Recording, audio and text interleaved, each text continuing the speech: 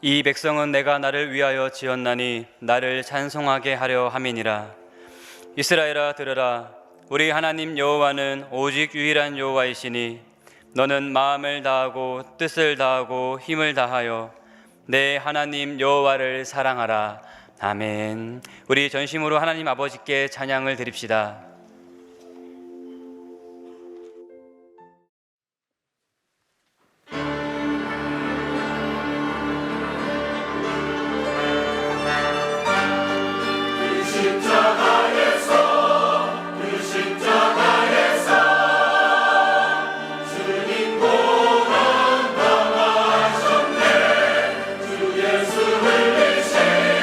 그 귀한 보혈로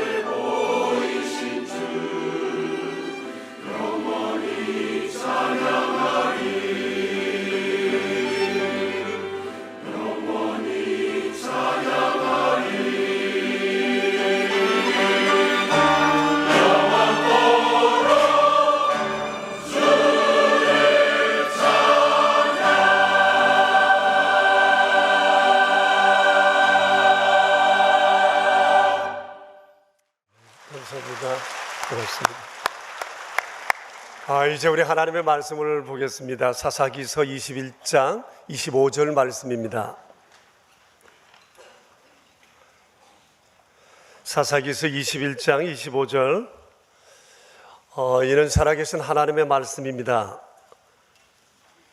이제 우리 함께 주님의 말씀을 받들어 읽겠습니다.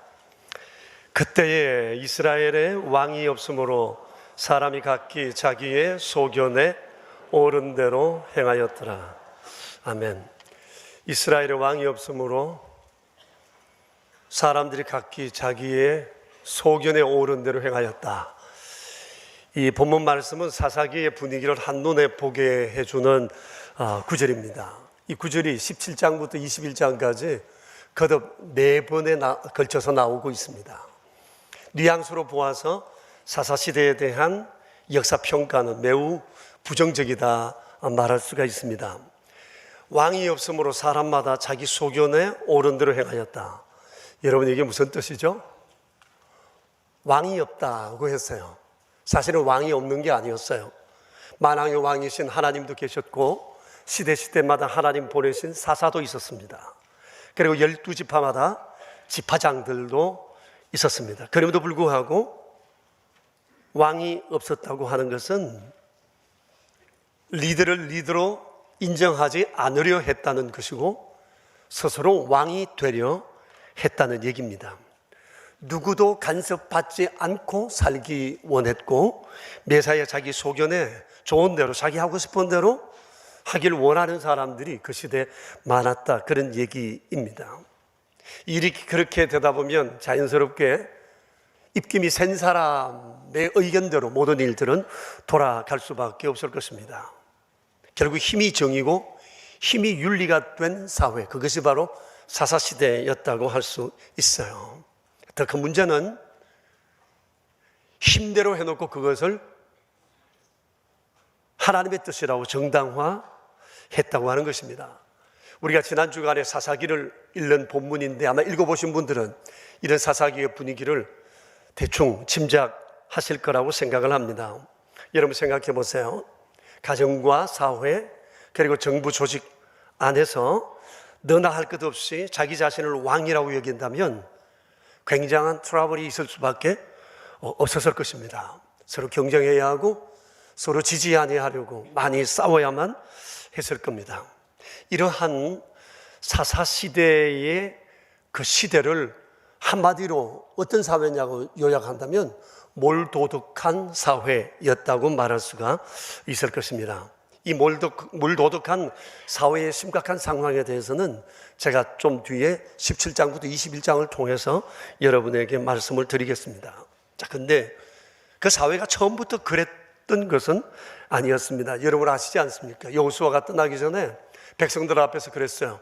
나와 내 집은 오직 여호와만 섬기겠다 라고 그가 온 백성 앞에서 공언한 다음에 모든 백성들도 이구동성으로 우리도 그렇게 살겠노라고 다짐하지 않았습니까? 그렇게 단단하게 결심하고 시작했던 그들이 한 세대가 지나지 못해서 이 결심이 무너지고 만 겁니다. 믿음이 제대로 다음 세대에게 전성되지 못했다 할 수가 있습니다. 그래서 하나님께서 회초지를 드셨어요. 보호막을 거두신 겁니다. 그러자 용케 적들이 먼저 알아봤어요.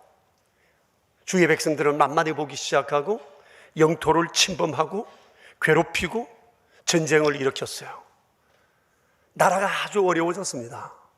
백성들의 삶은 참으로 궁핍해지고 그렇게 편안하게 살던 사람들이 압박을 견뎌내기가 어려웠습니다. 그래서 그들이 눈물 흘리고 후회하며 하나님 앞에 구해달라고 용서를 구했을 때 하나님께서는 사사들을 보내셔서 그들을 보호해 주셨습니다. 300년 동안 이렇게 엎어졌다 일어섰다를 13번이나 반복했습니다. 별의별들이 있었을 것입니다. 300년 동안의 역사 기간이 수없는 전쟁으로 번복되었으니까 그 시대가 어땠는지 여러분 대충 짐작해 볼 수 있을 것입니다. 자, 그러면 이제 17장부터 21장을 통해서 사사시대 때 정말 빗나갔던 몇 가지 사례를 주께서 말씀하시는 대로 여러분에게 전하고자 합니다. 크게 4가지였습니다. 가장 문제되는 것이 우상숭배, 탐욕, 음란, 폭력과 무정함이었습니다. 이게 300년 동안 그 사회에 만연했습니다. 물론 그들도 하나님을 믿는 사람들이기 때문에 나름대로 우리도 love God, love people 한다고 생각을 했지만 그들의 love God, love people은 굉장히 변질되어 있었습니다. love God이 변질된 것이 우상숭배였고 love people이 변질된 것이 탐욕과 음란과 폭력과 무정함이었습니다. 좀 전에도 말씀드린 것처럼 그들이 이렇게 빗나간 행동을 했음에도 불구하고 이것을 하나님의 뜻이라고 합리화하고 정당화했다는 겁니다. 다시 말하면 죄에 너무 물들여 버려서 죄를 죄로 알지 못하는 그런 상황 가운데 빠지게 된 겁니다. 사사기서를 읽으면서 그런 생각을 했습니다. 그때로부터 지금까지 3000년이라고 하는 역사의 갭이 있는데 인간성은 하나도 변하지 않았다는 겁니다. 그래서 여러분, 우리가 이 사사기서를 읽을 때 중요하게 여겨야 할 것은 이걸 옛 이야기로 치부하면 안 된다는 거예요. 왜냐하면 지금 우리 사회에도 우상숭배와 탐욕과 음란과 폭력과 무정함이 판을 치고 있기 때문에 그렇습니다. 첫 번째 사례가 우상숭배입니다. Love people이 변질된 거예요. 17장에 그 내용이 나오는데 이런 내용입니다. 에브라임 산지에 미가라는 사람이 살고 있었습니다. 이 사람 나이는 나오지 않지만 대략 40은 넘은 듯 합니다. 아버지는 돌아가시고 어머니가 계셨는데 이 사람이 어느 날 어머니의 재산을 훔쳤습니다. 그 금액이 무려 은 1100세겔, 오늘날 돈으로 환산하면 20억 원쯤 됩니다. 여러분, 아무리 부자라도 20억 원 정도로 강탈당하고 도적 맞았다면 이거 정신이 나가는 것 아니겠어요? 이 어머니가 돈을 잃고 얼마나 충격을 받았겠어요? 그래서 우리 성경에 보면 온갖 말로 저주했다고 그랬습니다. 저주한 내용은 뭔지 모르지만 뭐라고 저주했을 것 같아요? 세상에 있는 욕은 아마 다 했을 것 같습니다. 그런데 이 아들이 어머니 옆에서 어머니가 돈 가져간 놈 막 저주를 퍼부는 소리를 옆에서 듣다 보니까 너무 찜찜하고 두려웠어요. 형제라, 그 저주가 내게 임하면 어떨까? 그래서 이 사람이 사죄하고 어머니께 돈을 돌려드렸습니다. 그런데 어머니의 반응이 아주 의외였어요. 2절 말씀을 보시면 대뜸 한다는 말이 내 아들이 여호와께 복받기를 원하노라. 세상에 무슨 이런 반응이 있습니까? 어머니는 아들을 아주 대견스러워하면서 축복해주고 자기가 받은 돈 가운데 200세겔을 떼내어서 아들에게 신상을 2개나 만들어 주었습니다. 그러자 미가라는 아들은 마침 자기가 개인적으로 만들어 놓은 신당이 하나 있었는데 요 신당에 어머니가 만들어준 우상 2개 들여다 놓고 그 다음에 자기 아들을 제사장으로 앉히고 또 자기 개인 우상 드라빔을 따로 만들어서 거기에 모셔두었습니다. 이렇게 해서 이 미가의 가정엔 우상을 중심으로 한 새로운 신앙생활이 시작이 되었습니다. 그런데 여러분, 궁금하지 않아요? 이 아들이 훔친 돈을 돌려주면서 도대체 뭐라고 했길래 엄마가 야단도 안 치고 축복하면서 신상까지 만들어줬을까? 성경에 나와 있지 않지만 짐작해보건대 대충 이런 것 같습니다. 어머니, 저 정말 하나님 잘 섬기고 싶거든요. 정말 매일 하나님께 예배 드리고 싶어요. 근데 실로에 있는 성전은 여기서 거리가 멀고 그래서 제가 제 집에서 예배 드리려고 집안에 성소를 하나 만들어뒀어요. 근데 제가 지금 가지고 있는 여러 신상들이 별 볼 일 없고 새로운 신상을 제가 하나 만들고 싶은데 제대로 된 신상을 만들려니 돈이 많이 들지 않습니까? 그래서 제가 어머니 돈을 훔쳐드렸습니다. 죄송합니다. 그런데 이 어머니가 이 얘기를 듣고 나니까 내 아들이 보통 좋은 믿음을 가진 게 아니에요.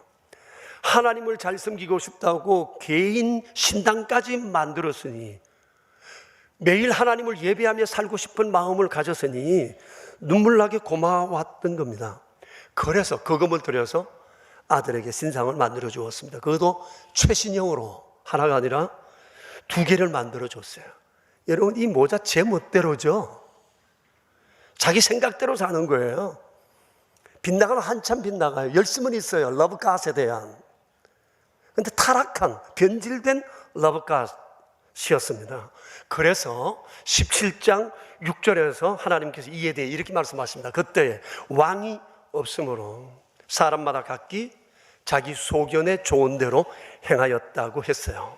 일 후에 얼마 있다가 미가라는 사람이 이것저것 떠돌고 있던 한 레위인 소년을 만나게 됩니다.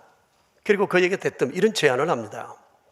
우리 집에 신당이 하나 있다. 다 준비됐다. 근데 제사장이 없다. 너가 와서 우리 집에 제사장 되어 줬으면 좋겠다. 대신에 내가 의식주를 책임지겠다.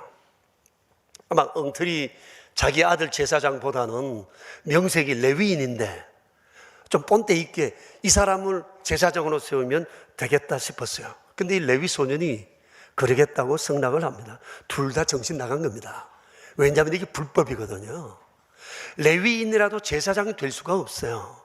아론의 직계선 외에는 아무도 제사장이 될 수 없는데 이 두 사람은 이렇게 마음이 맞다고, 죽이 맞다고 안 해야 할 일을 행하게 된 겁니다. 그리고 난 다음 미가는 공공연하게 온 동네 다니며 떠벌리고 다닙니다. 13절을 보세요. 뭐라고 그러죠? 레위인이 내 제사장이 되었으니 이제 여호와께서 내게 복을 주실 것이다. 아니, 내 제사장이라니. 제사장이 어떻게 자기 제사장이에요? 가정의 제사장입니까?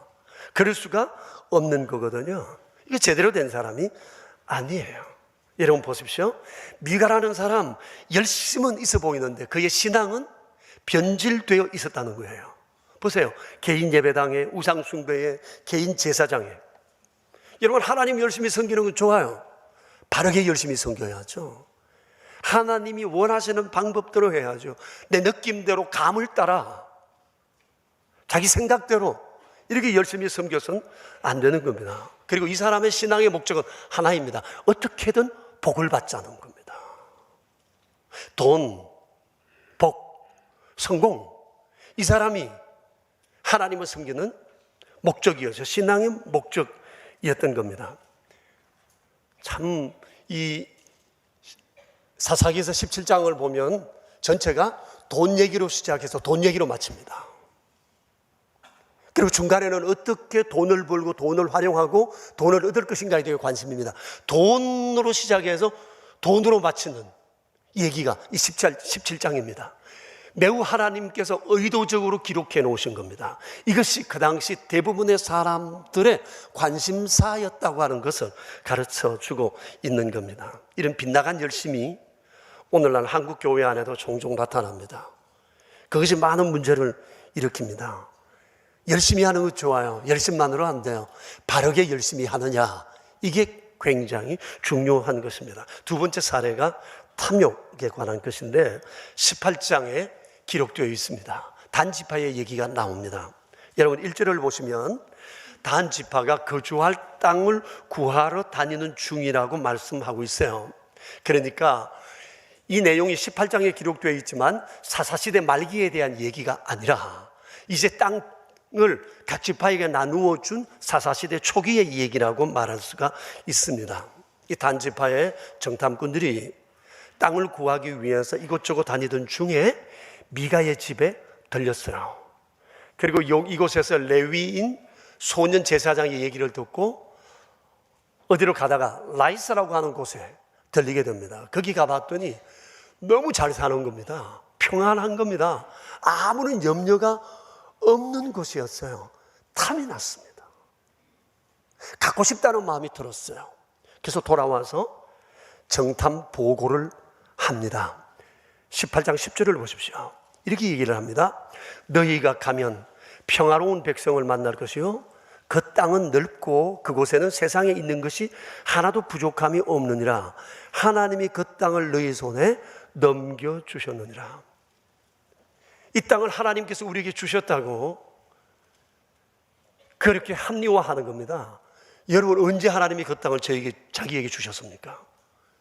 보니까 탐이 나서, 욕심이 생겨서, 갖고 싶다는 그 욕심 때문에 느낌으로, 하나님께서 이때 보게 하셨으니 우리에게 주시려고 하셨나 보다, 자기가 짐작하는 것이지 하나님이 언제 주셨습니까? 여호수아서에 보면 12지파에게 땅을 다 배분을 해 주었는데 단 지파에게 준 땅 중에 라이스라고는 없습니다. 하나님이 주신 땅 아니에요. 탐이 나서 빼앗고 싶었던 땅이었던 것입니다. 그래서 600명의 최정예병을 준비해서 무장시켜 이 땅을 빼앗으러 갑니다. 가기 전에 먼저 미가의 집에 들려서 미가를 급박해서 그 집에 있는 값비싼 모든 우상들을 통째로 탈취합니다. 그리고 레위인 소년 제사장을 만나서 스카우트를 제의합니다.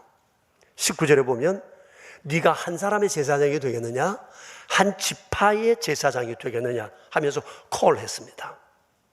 그래서 레위 소년이 얘기를 듣고 보니까 조건이 괜찮거든요. 말할 이유가 없었어요. 그래서 자기가 떠돌 때 자기에게 거처를 마련해 준 미가에게 한마디 상의도 없이 그들을 따라간 겁니다. 배은망덕입니다. 돈 앞에서 안면몰수한 겁니다.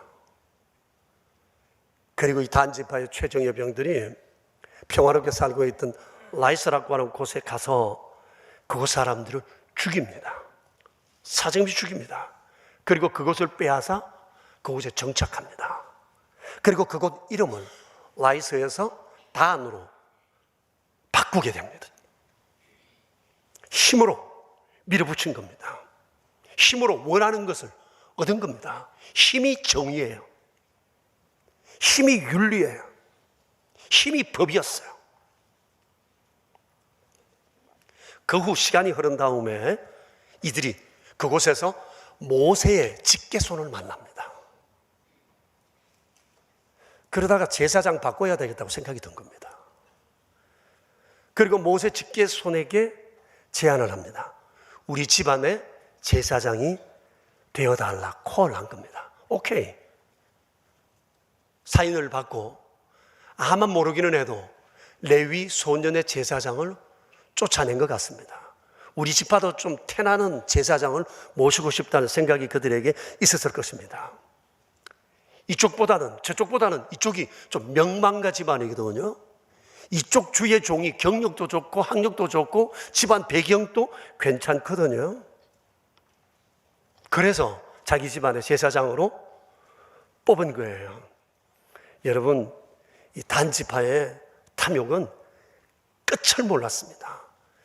내게 좋다 싶으면, 탐난다 싶으면 남의 평화로운 것도 깨뜨려서라도 내 소유로 만들어야만 되는 그런 탐욕스러운 사람들이었습니다. 그것도 하나님의 이름으로 말이에요.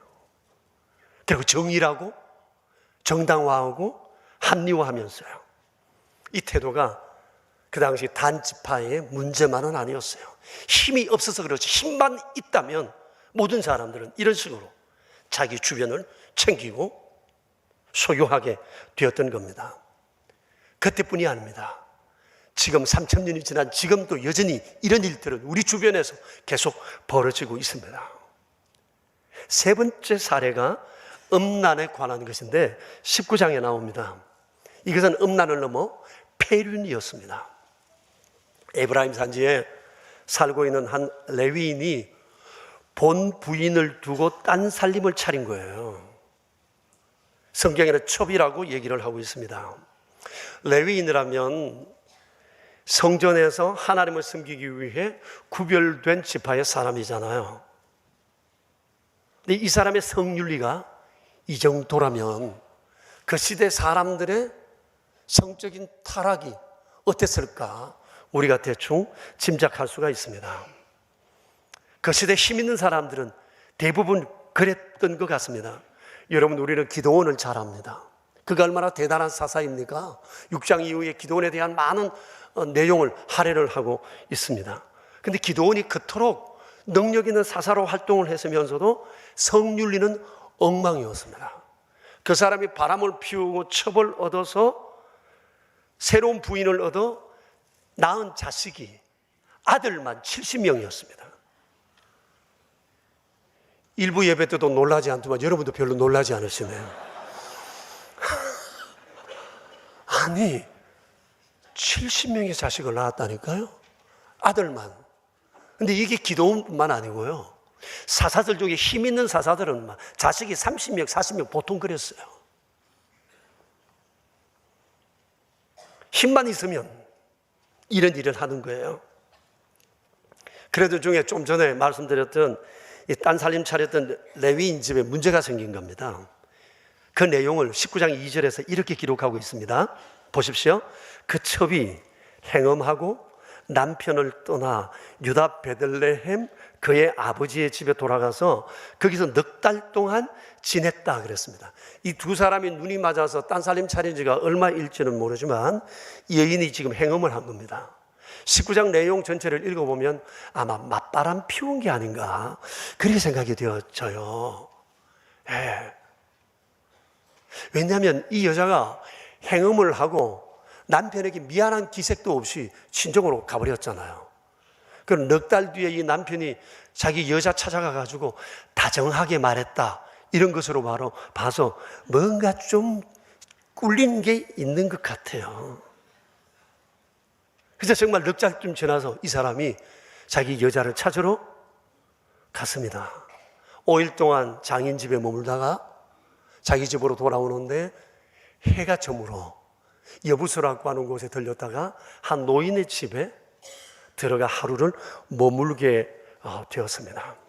그런데 그날 밤 동네 불량배들이 그 집에 몰려왔는데 타깃은 이 레위인 젊은 남자였어요. 이 불량배들은 동성애하는 사람들이었던 것 같습니다. 그래서 이 노인이 이 레위인을 보호하기 위해서 이런 제안을 합니다. 이 사람은 주의 종이니 손대지 말고 대신 내게 처녀딸이 하나 있고 또 이 사람의 여자가 있으니 이 두 여자를 내줄 테니 너희 마음대로 해라. 무슨 제안이, 이런 제안이 있어요. 그래서 말려도 안 들으니까 이제 이 남자가 하는 행동을 보세요. 19장 25절을 보시면 이런 내용이 있어요. 여러분까지 읽을 필요 없고 제 혼자 읽을게 보세요. 무리가 듣지 아니하므로 그 사람이, 이 레위 남자입니다. 이 사람이 자기 첩을 붙잡아 그들에게 밖으로 끌어내매 그들이 이 여자와 관계하였고 밤새도록 이 여자를 능욕하다가 새벽 미명에 놓았다. 이렇게 무정한 남자가 어디 있습니까? 자기 여자가 이런 어려움을 당하면 죽을 때 죽더라도 싸워야 되지 않습니까? 그런데 저 사람들이 말 안 듣는다고 가기 싫어하는 자기 여자를 끌어내어 그 사람들에게 넘겨줬다니, 세상에 이런 말이 어디 있습니까? 그랬더니 이 불량배들이 이 여인을 붙잡아 밤새도록 욕을 보이고 새벽에 놓아주었습니다. 이런 패륜이 없습니다. 그 이튿날 이 남자의 무정함은 다시 또 드러나는데, 정상적인 사람이었다면 뜬 눈으로 밤을 새워야 할 것이고 밤중에라도 쫓아나가서 찾아와야 됐을 것입니다. 그런데 이 남자는 그러질 않았어요. 하루라도 빨리 이 집에서 벗어나고 싶었어요. 하시라도. 그래서 아침 일찍 일어나 자기 집으로 떠나려고 문을 열고 나갔는데 자기 여인이 문고리를 붙잡고 늘어져 죽어 있는 겁니다. 밤새도록 동네 불량배들에게 당한 채 만신창이가 되어서 남편이 머무는 집에 와서 남편을 불렀는데 이미 집은 불 꺼져 있었고 남편의 이름을 불러도 남편은 기척이 없어. 부르다 문고리 붙잡고 거기서 죽은 거예요. 여러분, 어떻게 이럴 수가 있죠? 그래서 이 레위 남자가 자기 여인의 시체를 나귀에 싣고 자기 집으로 갔습니다. 이쯤 되면 이제 남자 된 도리를 마지막으로 하나 싶은데, 그런데 보세요. 19장 29절을 보세요. 집에 도착하자마자 이 사람이 어떻게 했어요? 시체를 12로 쪼개어서, 세상에, 아니 성경에 있다니까, 제 얘기 아니고 보세요. 시체를 12토막 내어서 12지파에게 보냈습니다. 이런 폐륜과 엽기가 어디에 있습니까? 그리고 며칠 뒤에 시체 토막을 소포로 받은 각 지파 대표들이 너무 놀라서 이 레위인의 집에 모여왔습니다. 그러자 이 남자가 자초지종을 설명을 합니다. 20장 5절을 보시면 기부한 사람들이 나를 치러 일어나서 밤에 내가 묵고 있던 집을 에워싸고 나를 죽이려 하고 내 첩을 욕보여 그를 죽게 했다. 이 말은 절반은 맞고 절반은 틀렸습니다. 이 내용대로 보면 자기가 엄청 당한 것처럼 얘기하고 있고 자기 부인을 지키려다가 어쩔 수 없이 뺏겼다고 말하고 있지 않습니까? 자기의 의로움을 포장하고 있습니다. 이놈 그렇지 않았잖아요. 안 가겠다는 여인을 끌어내어 그 남자들에게 먹이를 주지 않았습니까? 그러자 이 얘기를 고지것대로 들은 각 지파 대표들이 너무너무 분노해가지고 이스라엘에 이런 악한 일이 있을 수가 없고 있어서도 안 되고 있었던 적도 없다. 그러면서 베냐민 지파에게 강력하게 항의하기로 결의를 했습니다. 그리고 20장 13절에 보면 그 불량배들을 내어놓아라. 그들을 죽여 이스라엘 중에서 악을 제하겠다 라고 했는데 베냐민 지파에서 이 제안을 받아들이지를 않았습니다. 우리 중에 남자 하나도 내줄 수 없다. 그러자 아니 이스라엘의 총회를 무시했다 라고 하는 것 때문에 더 분노한 이 사람들이 그날 또 새로운 결정을 합니다. 베냐민 지파를 몰살시키자 결의를 합니다.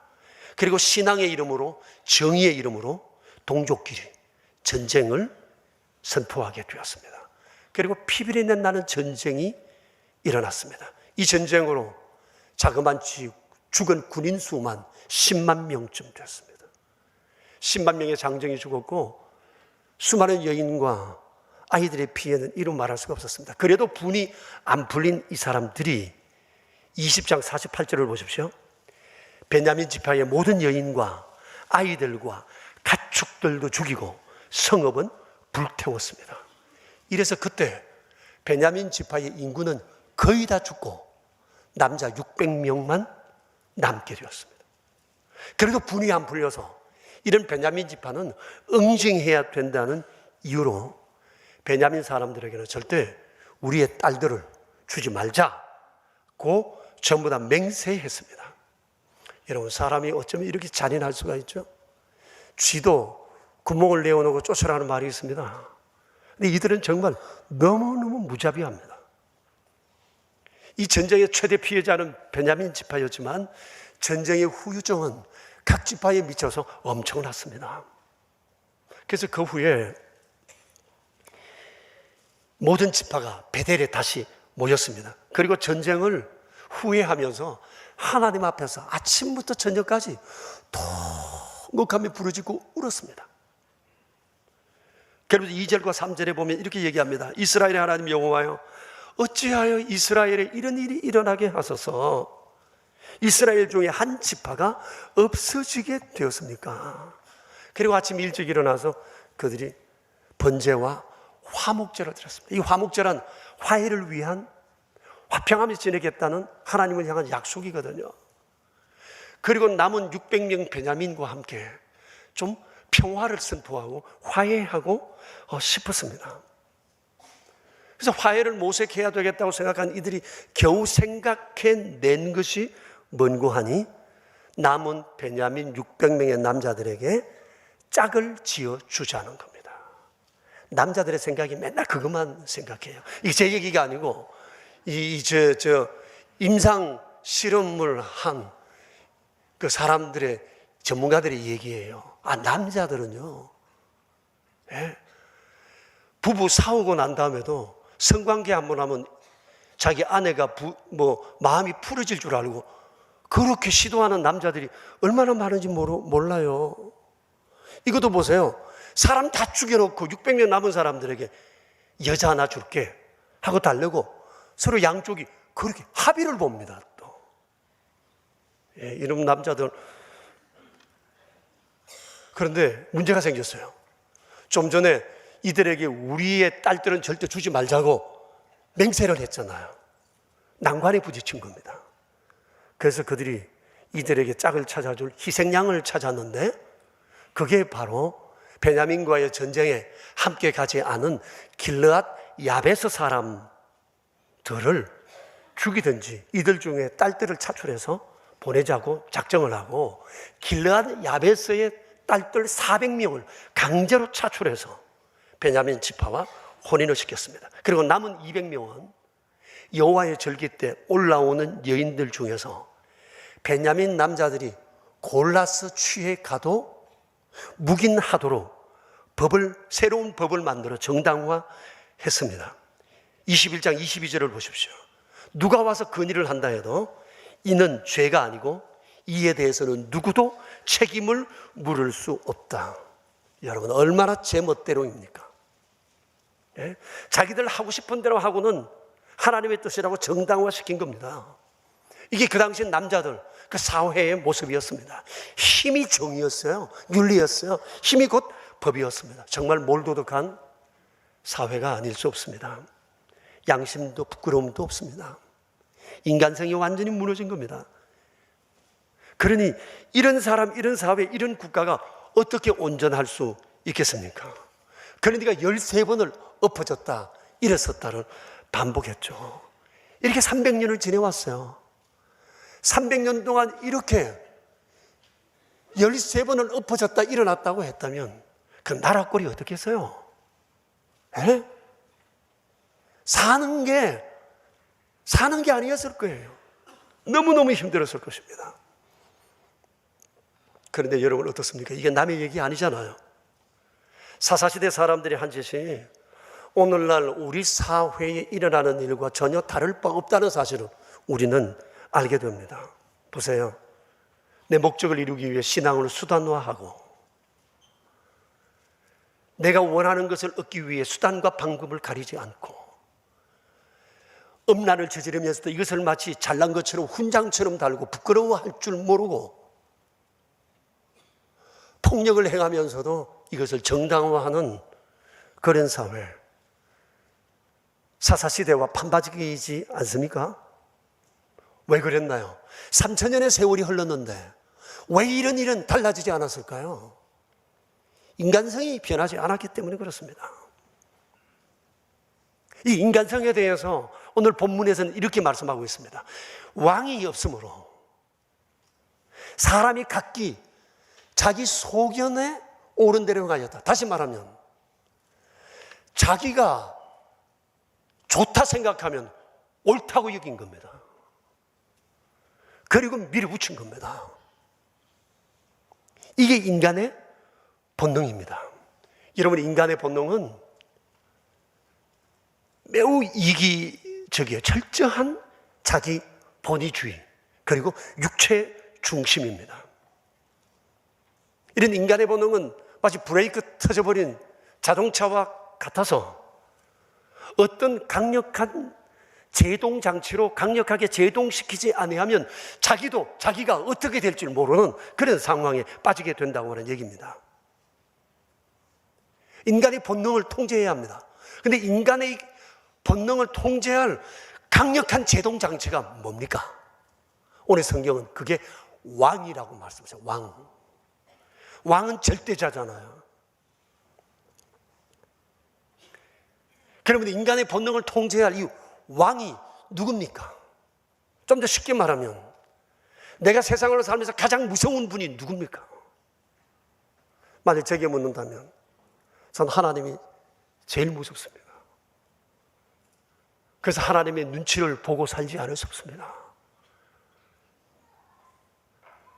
사람은 드러난 것만 보지만 하나님은 드러나지 않는 것도 보시니까요. 반드시 죄에 대해서는 갚으시니까요. 하나님 눈밖에 나면 어려움이 생기니까요. 다윗이 그랬습니다. 다윗은 하나님 앞에 바짝 엎드려 산 사람입니다.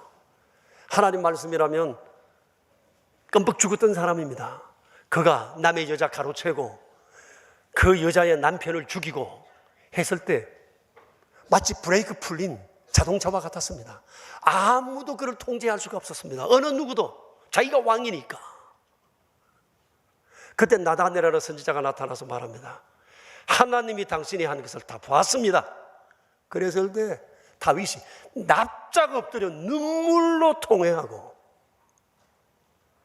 다시 일어섰습니다. 그래서 그가 성군이 됐습니다. 왕의 왕, 그분은 하나님이세요. 그래서 시편을 보면 다윗은 언제나 하나님을 자기의 왕으로 알고 살았습니다. 우리가 좀 전에 불렀던 찬송 시편 145편 1절에 이런 구절이 있어요. 왕이신 나의 하나님, 내가 주를 높이고 영원히 주님을 송축하겠습니다. 다윗에게 하나님은 절대적인 존재였어요. 그래서 이런 다윗을 하나님도 귀중히 여기셨던 겁니다. 여러분, 그러면 어떻게 하는 것이 왕 되신 이 하나님을 두려워하고 높이고 송축하는 것이겠어요? 그것은 하나님의 소견을 내 소견보다 더 중히 여기는 거예요. 내 소견을 통제할 수 있는 분은 세상에 한 분 하나님밖에 없어요. 부모도 못하고 친구도 못해요. 나의 본능을 자제시킬 수 있는 분은 하나님밖에 없단 말입니다. 근데 이 하나님의 소견이 어디 있느냐? 성경 안에 다 들어있습니다. 그래서 하나님을 두려워하고 하나님을 높이고 하나님을 송축하는 사람은 성경을 사랑합니다. 성경을 가까이 합니다. 성경을 읽습니다. 그리고 성경을 마음에 새깁니다. 성경을 마음에 새기면 하나님은 말씀으로 우리를 구체적으로 인도하십니다. 구체적으로 죄를 지적하십니다. 구체적으로 하나님은 축복을 약속하십니다. 그래서 우리가 예수님을 믿지만 성경을 그냥 왔다 갔다 가지고 다니고 그냥 예수님을 믿으면 사사시대처럼 몰도덕한 인간이 되지 않으리란 보장이 없어요. 우리가 진정 주님을 사랑한다면, 주님을 높이고 송축하기를 원한다면, 주님을 두려워하기를 원한다면 성경을 가까이 해야 돼요. 성경을 읽어야 돼요. 그리고 구체적인 인도하심을 받아야 한다는 것입니다.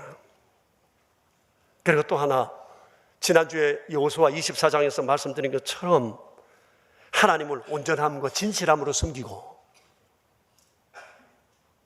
그리고 하나님의 은혜를 되새기고 모든 삶의 공을 하나님께 돌리고, 하나님을 섬기는데 하나님이 원치 않은 거라면 과감히 잘라내고 버리고 치워버리는 그런 태도가 우리에게 있어야 한다는 것입니다.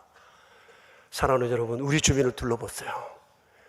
우리가 감당하지 못할 거대한 탕류가 흐르고 있습니다. 우상숭배, 탐욕, 음란, 폭력과 무정함입니다.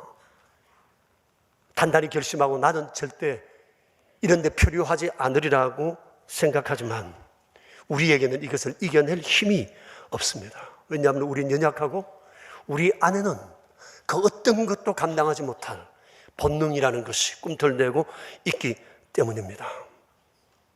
이 본능을 자제시킬 수 있는 분은 세상에 오직 한 분, 하나님밖에 없습니다.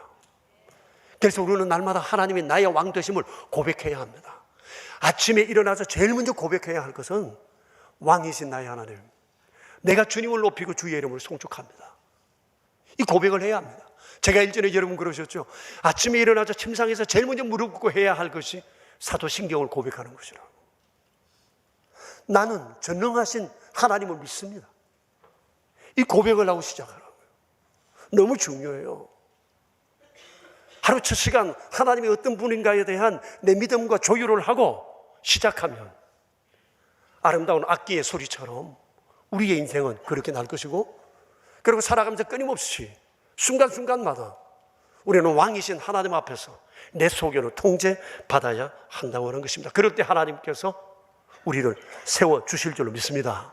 그런데 여러분, 우리 그리스도인은 나 자신만 아니라 시대를 살리고 세상을 살려야 할, 사람을 살려 또 다른 사람을 살려야 할 시대적 사명이 우리에게 있습니다. 어떻게 세상을 살립니까? 복음을 부끄러워하지 말아야 합니다. 이런 세상 속에서 표류하지 않으려면, 세상 사람들을 표류시키지 않으려면, 이런 세대 속에서 담대하게 하나님을 두려워하고 하나님을 높이고 송축함을 끊임없이 우리에게 계속할 때 하나님께서 우리를 통해 우리 주변에 있는 사람들을 새롭게 살려주실 것입니다. 생사화복은 하나님께 달려있지만 하나님은 우리에게 말씀하십니다. 네가 어떻게 하느냐에 달려있다. 거기에 내 가정이 달렸고 내 주변이 달렸고 너의 조국이 달렸다고 말씀하십니다. 사랑하는 여러분, 우상숭배와 탐욕과 폭력과 음란이 절비한 이 시대를 이겨가는 길은 오직 하나밖에 없습니다. 그것은 왕이신 하나님을 경배하는 겁니다. 이런 아름다움이 우리 안에 계속되기를 축복합니다. 우리 함께 기도하겠습니다. 자기 자신을 여러분 돌아보십시다. 정말 여러분 믿음 생활 우리 제대로 해야 합니다. 정만 교회에 두는 사람이 아니라, 성경만 끼고 다니는 사람이 아니라 성경을 구체적으로 읽고 하나님이 나의 왕이시라는 사실을 알고 왕이신 하나님 앞에 내 본능을, 내 소견을 통제받고 살아야 합니다. 그것이 내 미래, 내 다음 세대, 내 가정, 내 주변을 지키는 일이기 때문입니다. 다윗이 그것을 모르고 막 나갔습니다. 무서운 게 없었습니다. 하나님 얘기 듣고 납작 엎드려 새로운 인생 시작하고 성군이 됐습니다. 오늘이 우리에게 은혜의 날입니다. 새로운 삶을 결심합시다.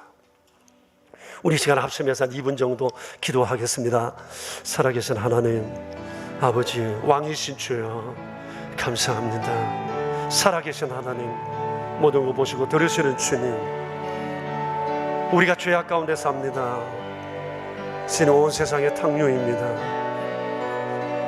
표류하지 않을 사람이 과연 얼마나 있겠습니까? 전능하신 주님, 약하오니 도와주십시오.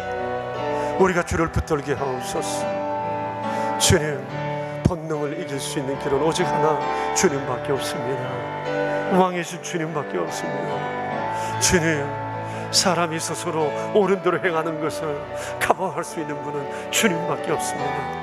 나의 왕이신 주여, 저에게 허물이 있습니다. 이 죄악이 있습니다. 이들은 안 되겠사오니 주의 우리를 붙들어 주십시오. 온 능력의 주여, 우리를 도우시옵소서.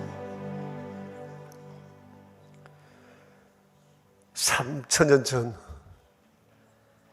300년 동안 계속되어진 사사시대의 현장을 우리에게 보여주시며, 한마디로 그 시대는 왕이 없어 자기의 소견을 옳은 것이라 생각하고